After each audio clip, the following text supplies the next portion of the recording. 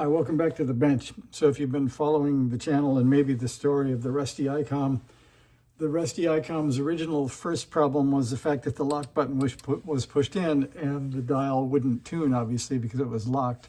So while I was using the rusty Icom, I find that now it doesn't matter the position of the lock button at all, it still doesn't work. So I think I actually watched it stop working, so pretty sure it's not a switch. I'm pretty sure that just the encoder broke. And these use, I think, IR LEDs and detectors, which are odd, different than most things. And apparently, some people say they're non-fixable, but there's one guy that says if you reduce the current to the diodes, he thinks they're swamping the detectors and not allowing it to count. So I think we may try that. I will show you that it's sort of alive, though. You can tune this way.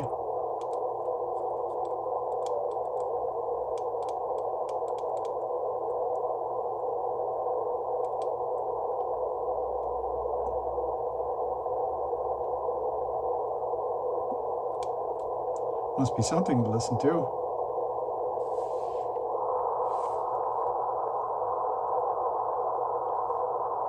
Not much.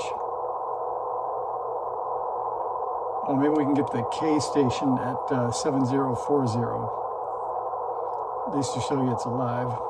But so the problem is now that I can't tune the main tuning, I also can't change bands, I can't change megahertz, and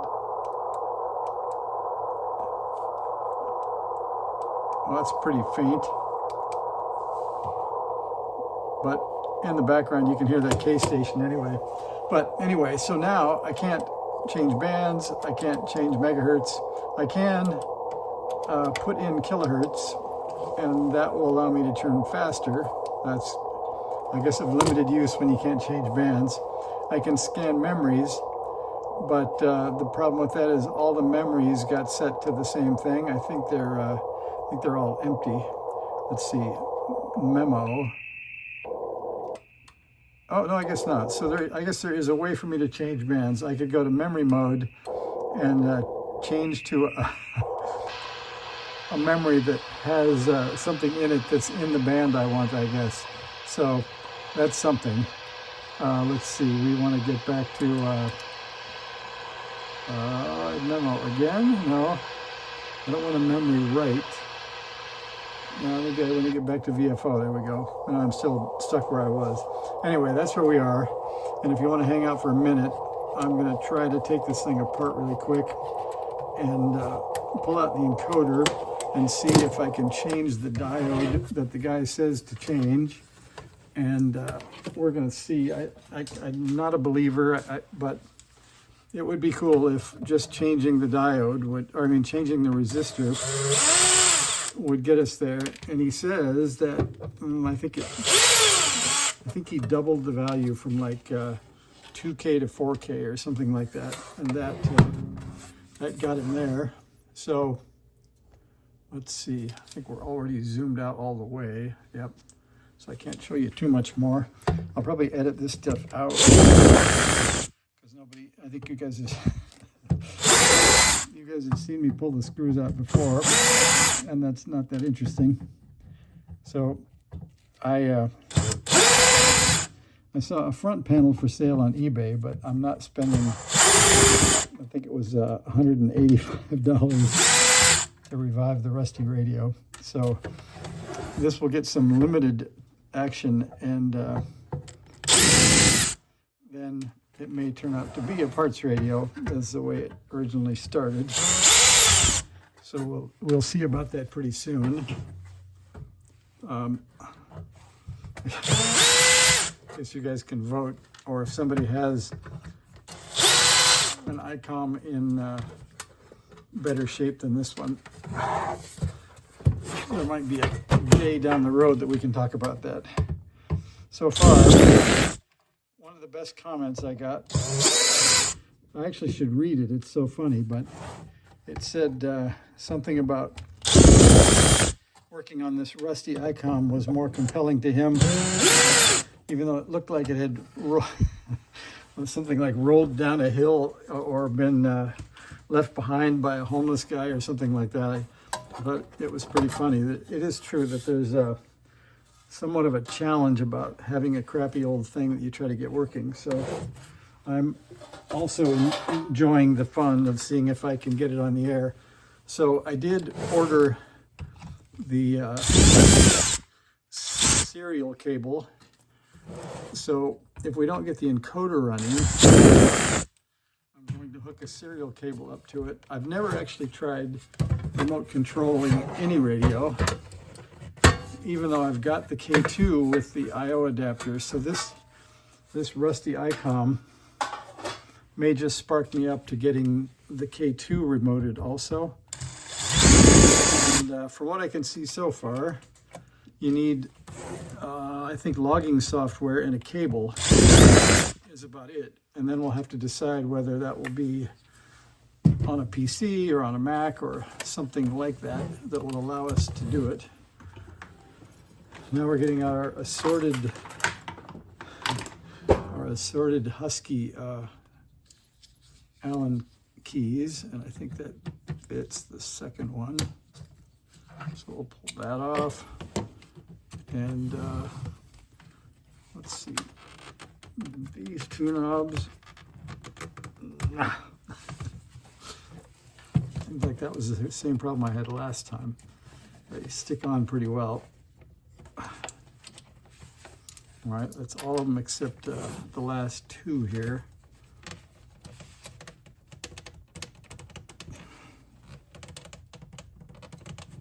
Man, that is stuck on. So I'm not so worried about the cosmetics on this radio, so I'm going to do a little a little lifting behind the knob here and see if that will help. That does seem to get things moving.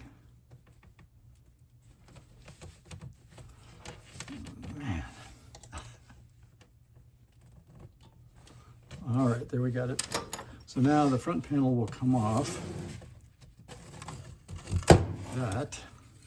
And if you want one more look at the, what would we call it, the growth? I'll give you a quick view of the growth. It actually might be getting a little bit worse. I don't know. I think this part may have migrated slightly to the side. I saw people massaging their LCDs with Q-tips and all kinds of stuff, but this one I think is glass, or at least too thick to be like a Game Boy. So I don't think I can massage the area clean. All right, then we've got to take out these 4 screws. And I don't know if I have to take the top off or not. You can watch another video online and you can see there's one guy that also suggests taking these 2 screws loose and sort of moving this board around. Apparently that moves the LEDs and detectors maybe closer and farther, or more near the disc that turns inside with the slots in it. I'm not sure if that's a good idea or not. So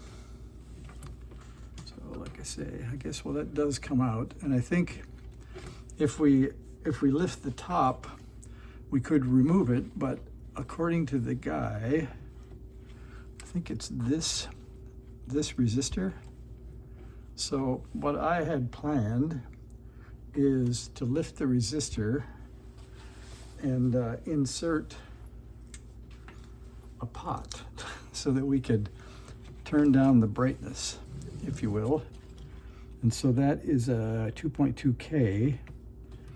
And I have the, what is it, that noise? He said, I have my solder sucker, which is advertised to have the farty noise. So I've got that ready. And for those keeping score, this is the Hako that I got. And this is the Japanese version, so it's running a bit hotter than it should because it's made to run on 100 volts. And we're hoping that that will last for a long time before I need to change the heater, but we'll see. So we're gonna pull out one end here. That looks pretty clean. Maybe just one more. I think that's better. Oh, that was an extra, sorry. All right, then we'll see if one end of that resistor will pull out.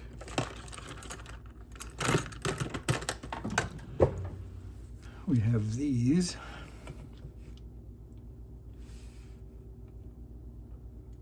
Looks like it will. All right, there's our surgery point. Now I have to remember, I guess, that this may have to go back in here. So I'd better point that toward the rear, because I think that might work. Yeah. We'll point it toward the rear and down a bit. I think that, well, that may not be the action. There's a PC board right behind it.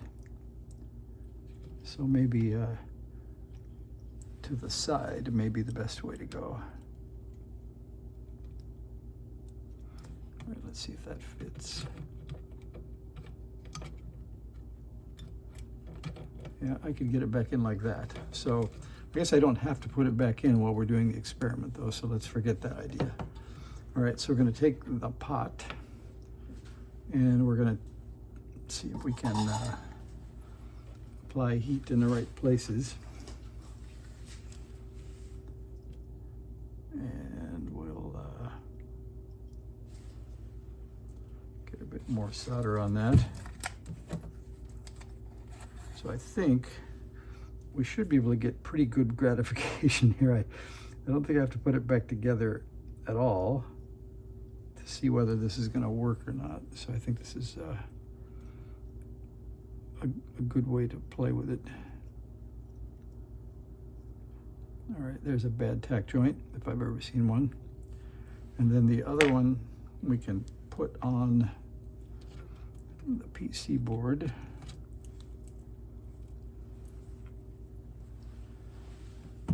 Let's just see. And if you'll notice from the last video, I also put the mat back on the new bench with the top on it. So we're in high style there.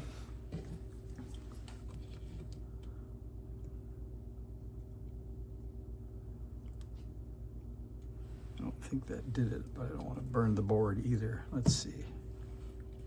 Nope. Maybe I'll tin that slightly.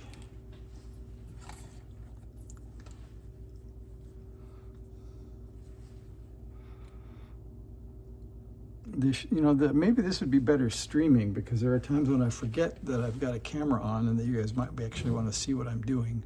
So I guess we'll take it in the comments if I screw it up and forget to show you.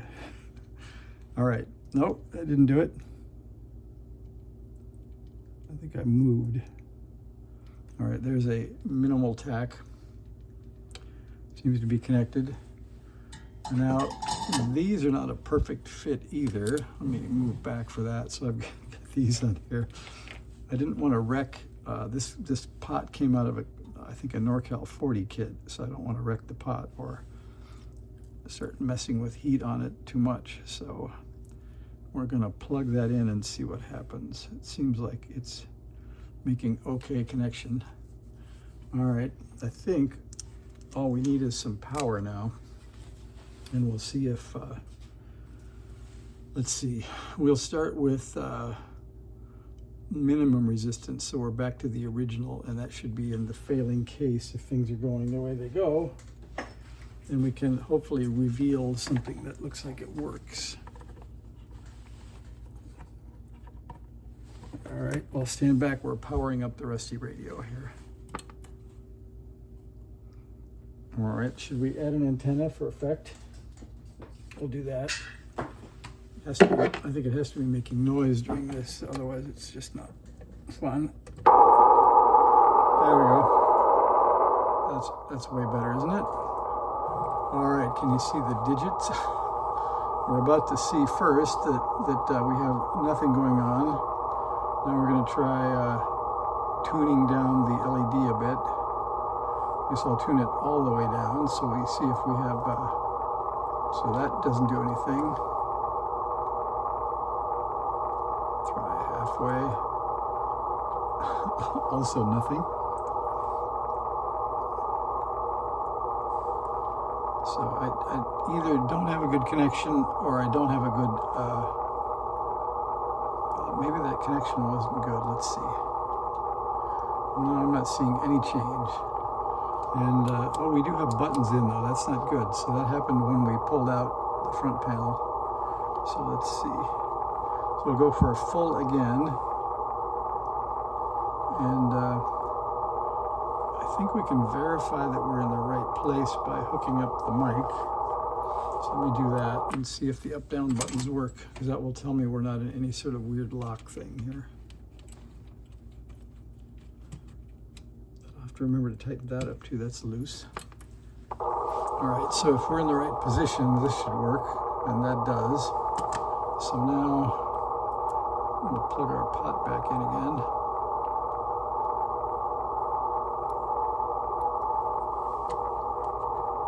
Yeah, I'm not turning into a believer yet. How about you? So we don't have anything very scientific for the value, but this is a 10K pot. So halfway would be 5K more. That would probably dim the LEDs a lot. And halfway back, let's see, there's about a quarter. That would be 2K or so. So yeah, I'm not seeing much here. It's a fun experiment, but yeah, I don't think so.